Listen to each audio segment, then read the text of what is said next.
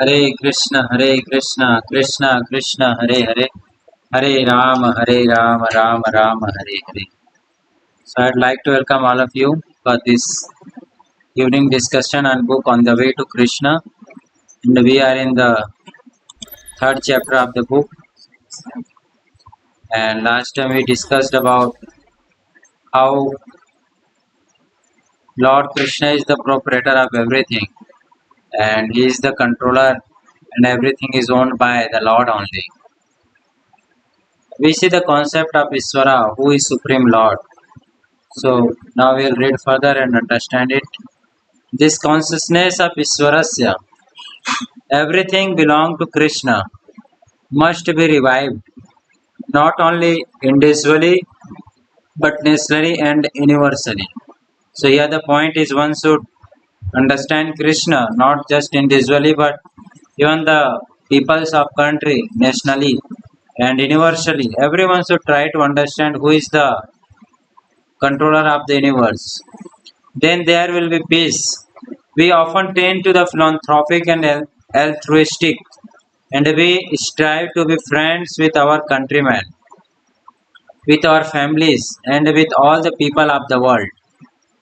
But this is based on a wrong conception. The real friend is Krishna, and if we want to benefit our family, nation, or planet, we will work for him. If we have our family's welfare in mind, we will try to make all members Krishna conscious. So here the point is that if somebody is concerned about family also, then he will see this his family members were Krishna conscious or not. So he will try to make them Krishna conscious. If we have our family members welfare in mind, we will try to make our members Krishna conscious. There are so many men trying to benefit their families, but unfortunately they do not succeed. They do not know what the real problem is. As the Bhagavatam says, one should not attempt to become a father, mother or teacher unless he is able to save his children from death, from the grip of material nature. So Bhagavatam says that unless one is not able to protect his subordinates, one should not take the position of father, mother or teacher. The father should be in the knowledge of Krishna, and he should be determined that the innocent children who are entrusted to him will not have to undergo the cycle of birth and death again. He should be resolved to train his children in such a way that they will no longer have to be subjected to the painful cycle of birth and death. So it's the duty of father to teach the children that about Krishna. It's duty of father, mother, teacher to teach the disciples. It's duty of teacher to teach his subordinates, disciples about Krishna consciousness. He should be resolved to train his children in such a way that they will no longer have to be subjected to the painful cycle of birth and death. But before one can do this, he has to make himself expert. So without being expert, we cannot teach others. So first of all, we have to become expert in the science of Krishna consciousness. Then only we can teach others. If he becomes expert in Krishna consciousness, he can help not only his children but his society and nation. But if he himself is bound by ignorance, how can he unite others who are similarly bound? Untie others. Before one can make others free, he must be free himself. Actually, no one is free man, for everyone is under the spell of material nature. But one who is surrendered to Krishna cannot be touched by Maya. He, all of man, is free. If one places himself in sunlight, there is no question of darkness. But if one places himself in artificial light, one may flicker and go out. Krishna is just like sunlight. Where he is present, there is no question of darkness and ignorance. The wise man, the Mahatmas understand this. Aham sarvasya prabhavo matta sarvam pravartate iti matva bhajante mam buddha bhava samanvita. So Krishna says in Bhagavad Gita chapter 10 text 8, I am the source of all spiritual and material world. Everything emanates from me. The wise who perfectly know this engage in my devotional service and worship me with all their hearts. So those who are intelligent, they will worship Krishna and they will dedicate themselves in the service of Krishna. In this verse, the word Buddha is used, which indicate a wise man, a man who is learned. What is the symptom? He knows that Krishna is the fountainhead of everything, of all emanations. He knows that whatever he sees is but an emanation of Krishna. But in the material world, sex life is the most prominent factor. Sexual attraction is found in all species of life. So Prabhupada is saying about what is the problem in this material world. The problem is that actually one can become free by learning about Krishna, but everyone is engaged in the foundation, just the material activity, the material enjoyment. And because of this material enjoyment, one do not understand about Krishna. It is said, the wise man understands that this tendency is in Krishna, and this is that it is revealed in his relationship with the damsels of Braja, where whatever is found in this material world can also be found in perfection in Krishna. So everything is there in Krishna. The difference is that in the material world everything is manifest in a perverted form, just like this material world is a shadow form of a spiritual world, perverted. In Krishna, all of these tendencies and manifestation exist in pure consciousness. In spirit, one who knows this in full knowledge becomes a pure devotee of Krishna. And Bhagavad Gita, Krishna speaks about this, about the symptom of pure devotee. Who can be a pure devotee? Who can be a devotee of Krishna? Mahatmanastu mam partha devim prakritim ashritah bhajanti ananya manaso gyatva bhutadim abhayam satatam kirtayanto mam yatantasya drinavratah namastasya mam bhakta nitya yukta upasate. Oshana pritha. So Arjuna, to Arjuna, Krishna is saying in 9th chapter of Bhagavad Gita, text 13 and 14, he says, O son of Pritha, those who are not deluded, the great souls are under the protection of the divine nature. They are fully engaged in devotional service because they know me as the Supreme Personality of Godhead, original and inexhaustible, always chanting my glories, endeavoring with great determination, bowing down before me. These great souls perpetually worship me with devotion. Bhagavad Gita chapter 9.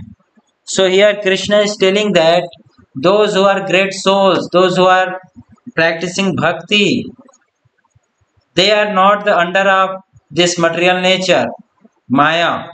Rather, they are directly working under the protection of divine nature. And they are fully engaged in bhakti because they know Krishna is the Supreme Personality of Godhead. Their time is for chanting His glories, and they always work for Krishna with determination.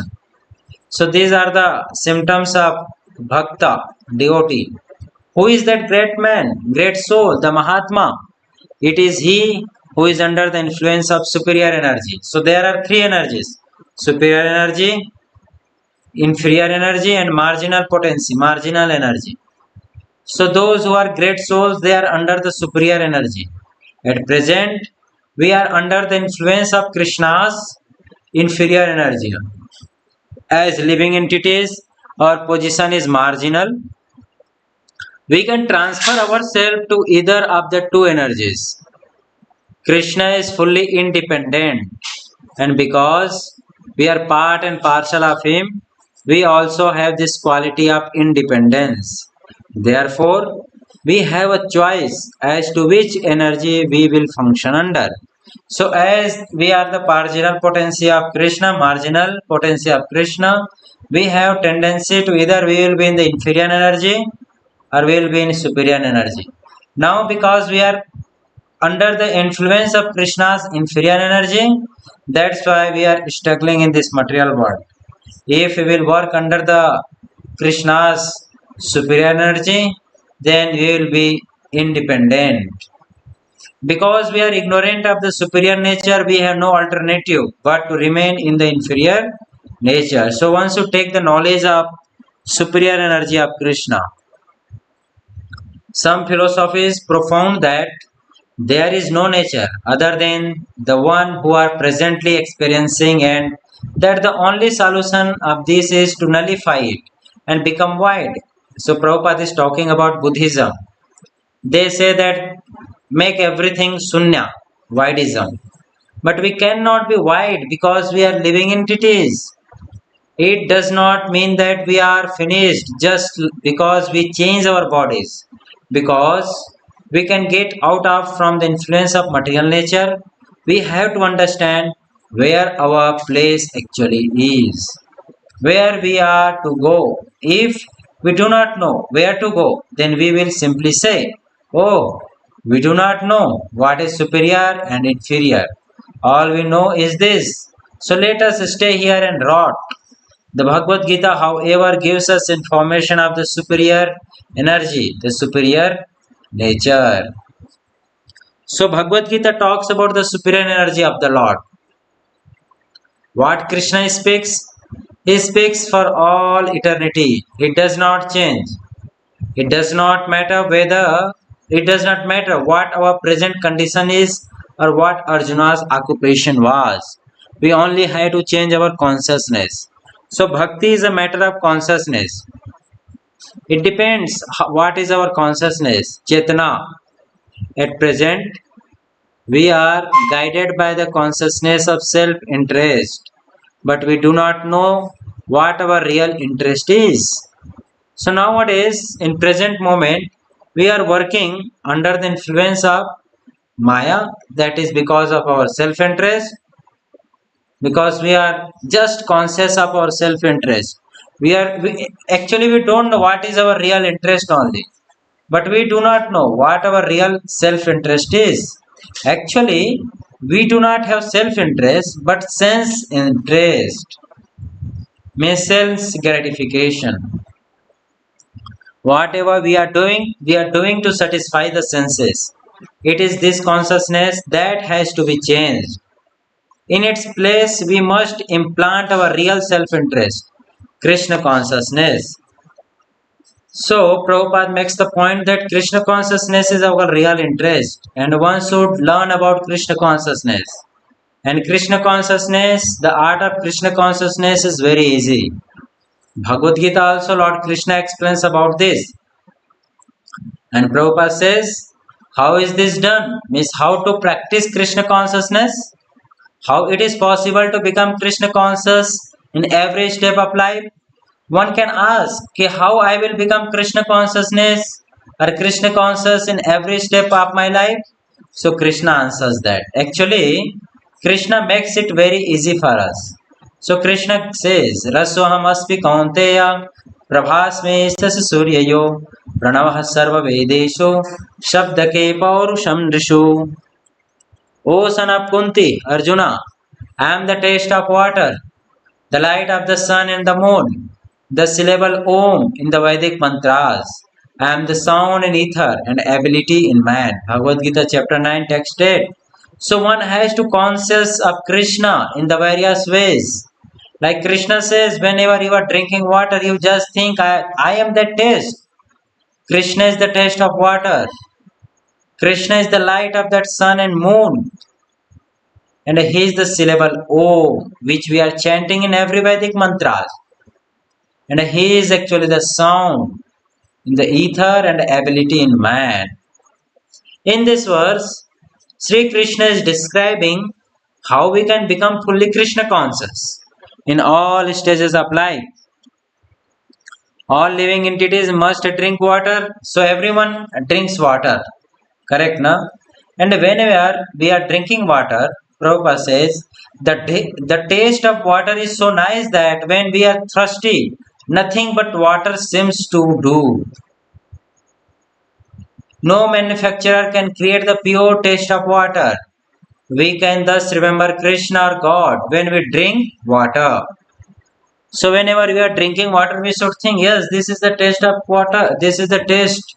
And this taste is Krishna actually.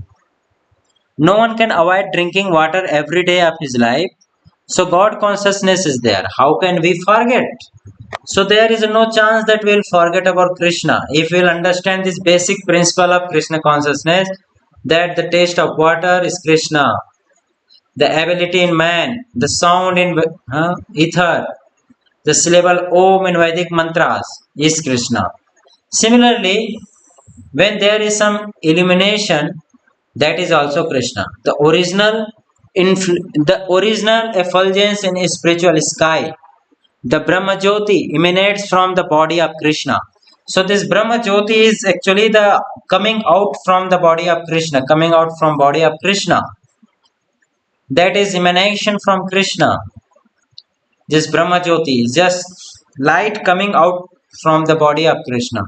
The material sky is covered. The very nature of this material universe is darkness, which we experience at night. So night time we see that this whole world is just dark. So this is the nature of this material world, darkness. It is being artificially illuminated by the sun, by the reflected light of the moon, and by electricity. Where is this illumination coming from?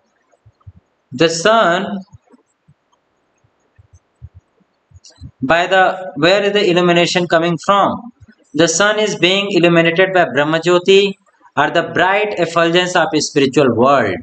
In a spiritual world, there is no need for sun or moon or electricity because there everything is illuminated by Brahma Jyoti.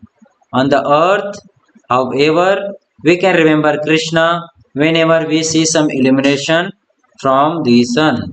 So here also Prabhupada gives description about the spiritual world also. The spiritual world is not illuminated by this sun or moon or electricity. That is self-illuminated. Illumination from Brahma Jyoti, the light coming out from Krishna's body. When we chant the Vedic mantras, which begin with Om, just like Om Namo Bhagavate Vasudevaya, many Vedic mantras, they begin with Om. We can also remember Krishna. Om, like Hare Krishna, is also an address to God. And Om is also Krishna.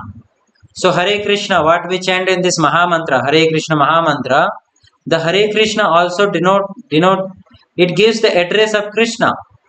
Sabda means sound. Now whenever we hear any sound, we should know that it is the vibration of the original sound. The pure spiritual sound Om or Hare Krishna.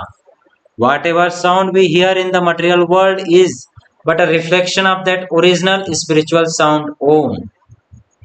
In this way, when we hear sound, when we drink water, when we see some illumination, we can remember God. So in this way, whenever we are taking some water or we are hearing some sound or when we see some illumination light, we should think of Krishna, God. If we can do this, then when will we not remember Krishna? So then we can always remember Krishna.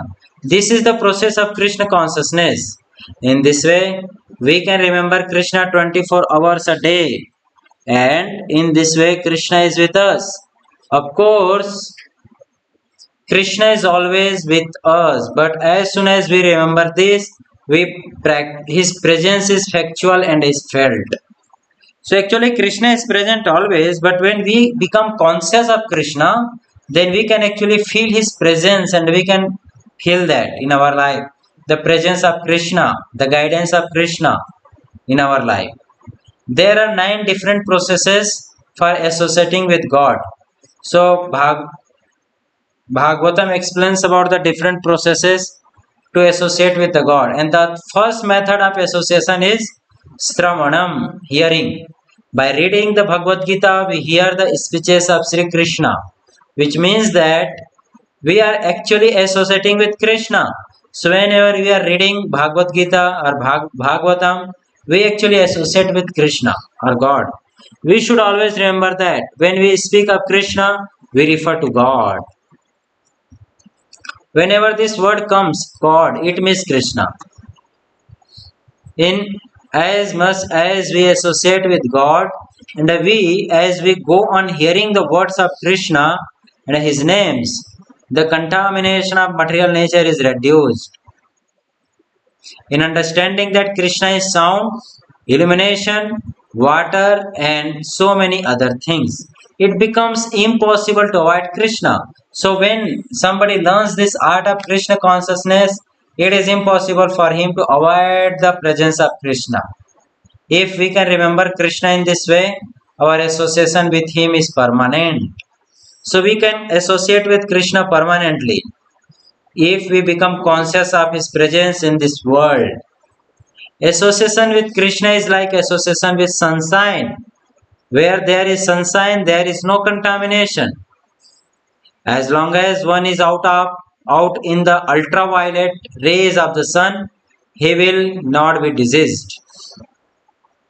In Western medicine, sunshine is recommended for all kinds of diseases. And according to the Vedas, a diseased man should worship the sun for cure. So in this world also we see that whenever someone is diseased, then doctor advised that okay, you go and take some sun bath. It will help you. Similarly, if we associate with Krishna in Krishna consciousness, our maladies are cured. By chanting Hare Krishna, we can associate with Krishna and we can see the water as Krishna, the sun and the moon as Krishna, and we can hear Krishna in sound and taste him in water. Unfortunately, in present condition, we have forgotten Krishna. But now we have to revive our spiritual life by remembering him. So actually, by the effect of this material consciousness, we have forgotten Krishna. But by practicing this Bhakti Yoga, Sravanam, by hearing about Krishna, we can actually remember Krishna and we can become Krishna conscious easily. And the method is Rasohamaspu Konteya Prabhasmi Sasi Surya Yo. Ki whenever we are taking some water, we should sing ki this is the taste of water is Krishna. The sunshine, the light coming out from the moon or sun is also Krishna. So there is no possibility of forgetting Krishna. So here the art of remembering Krishna is discussed by Srila Prabhupada. So now we'll stop for today. Thank you very much. Hare Krishna, Krishna Krishna, Hare Hare, Hare Rama, Rama Rama, Hare Hare. Srila Prabhupada